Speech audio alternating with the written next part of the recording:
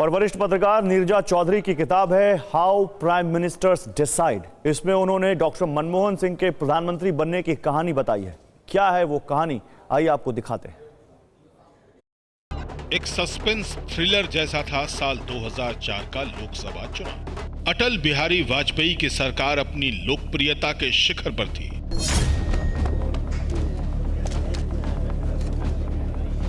लेकिन सबसे बड़ी पार्टी बनकर उभरी कांग्रेस। बीजेपी को सत्ता से बाहर रखने के लिए लेफ्ट फ्रंट समेत ज्यादातर विपक्षी पार्टियों ने सोनिया गांधी को प्रधानमंत्री बनने के लिए समर्थन दे दिया।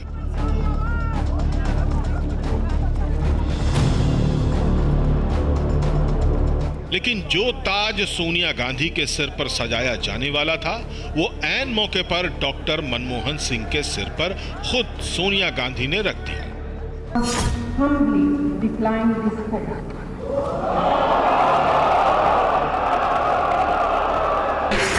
I, Manmohan Singh, do swear in the name of God.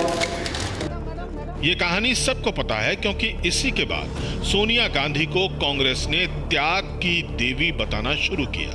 हालांकि इस त्याग की इनसाइड स्टोरी कुछ और ही थी। नीरजा चौधरी ने अपनी किताब हाउ प्राइम मिनिस्टर्स डिसाइड में गांधी नेहरू परिवार के करीबी और पूर्व विदेश मंत्री नटवर सिंह के हवाले से लिखा है।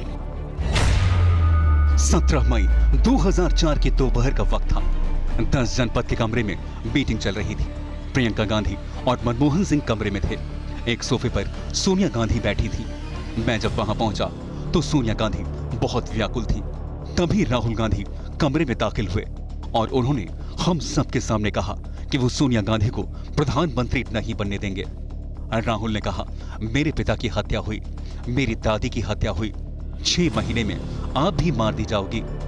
सोनिया गांधी ने राहुल गांधी से कहा, अगर उनकी बात नहीं सुनी गई तो वो बहुत बड़ा कदम उठा लेंगे। ये कोई मामूली धमकी नहीं थी। राहुल बहुत दृढ़ निश्चय वाले आदमी हैं। उन्होंने सोनिया गांधी को फैसला करने के लिए 24 घंटे का वक्त दिया।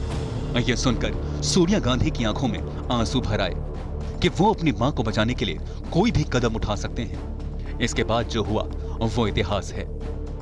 राहुल गांधी की जिस धमकी का जिक्र नटवर सिंह ने किया था, उसे खुद राहुल गांधी ने 10 साल बाद कांग्रेस के जयपुर अधिवेशन में अपने भाषण के दौरान दिया। राहुल को उसी अधिवेशन में कांग्रेस का उपाध्यक्ष बनाया गया था। कांग्रेस अध्यक्ष सोनिया गांधी का उत्तराधिकारी बनने का मतलब था बैकडोर से सत्ता का कंट्रोल, और राहुल गांधी समझा रहे थे कि सत्ता उनकी नजर में जहर के समान है। My mother came to my room and she sat with me and she cried. Why did she cry? She cried because she understands that the power so many people seek is actually a poison. Rajesh ji, देखिए, मनमोहन सिंह जी के जीवन काल में बहुत सारे ऐसे मौके आए जहां पर उन्होंने अपनी मजबूती का परिचय दिया। सिविल न्यूक्लियर डील उसमें से एक बहुत बड़ा उदाहरण है। लेकिन 10 सालों तक उनके बारे में विपक्षी एक चीज जरूर कहते रहे कि वो कमजोर प्रधानमंत्री थे। हालांकि उन्होंने एक बार कहा भी कि मैं कमजोर प्रधानमंत्री नहीं हूं।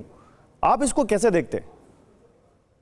देखिए, किसी भी जनतंत्र में ये विपक्षी पार्टियों की भूमिका होती है कि जो सत्ता में काबिज है या सत्ता में है उसकी आलोचना करना और हर तरह से आलोचना करना। और यही अगर जहां ऐसा नहीं हो रहा है तो इसका मतलब जनतंत्र खतरे में है। इंदिरा गांधी जब प्रधानमंत्री बनी थी तो उनको तमाम विपक्ष के लोग गूंगी गुड़िया कहते थे क्योंकि वो बोल नहीं पाती थी, उनको अनुभव नहीं था।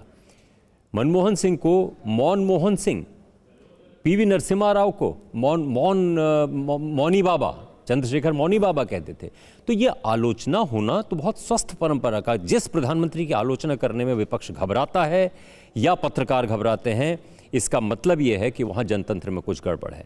मनमोहन सिंह की सदाशयता ये थी कि अपनी आलोचना को वो सुनते थे और आलोचना को सुनने के बावजूद जो फैसला वो करना चाहते थे, हालांकि उनकी बहुत कमज़ोर प्रधानमंत्री की या रिलेक्टेंट प्राइम मिनिस्टर की छवि बनी थी, लेकिन जैसा कि भी आपने जिक्र किया, भारत का अमेरिका से जब परमाणु समझौता हुआ, न्यूक्लियर डील हुई, उसको सिंगल पॉइंट प्रोग्राम एक तरह से मनमोहन सिंह ने बना दिया और उसकी वजह से अपनी सरकार जो कोalition गवर्नमेंट थी उसको दांव पे लगा दिया।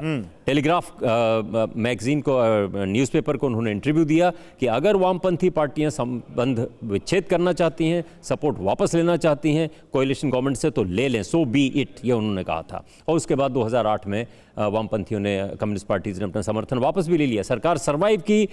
आरोप लगे मनमोहन सिंह पे कि उन्होंने सांसद खरीद लिए हैं, लेकिन फैसला उन्होंने बदला नहीं। बिल्कुल। और मनमोहन सिंह पर विपक्ष ये आरोप लगाता था कि वो एक कमजोर प्रधानमंत्री हैं, जैसा कि मैंने जिक्र किया। आइए आपको सुनाते हैं कि इस आरोप का जवाब मनमोहन सिंह जी ने किस अंदाज में दिया था। I honestly believe that history will be kinder to me than the contemporary media or for that matter the opposition parties in parliament.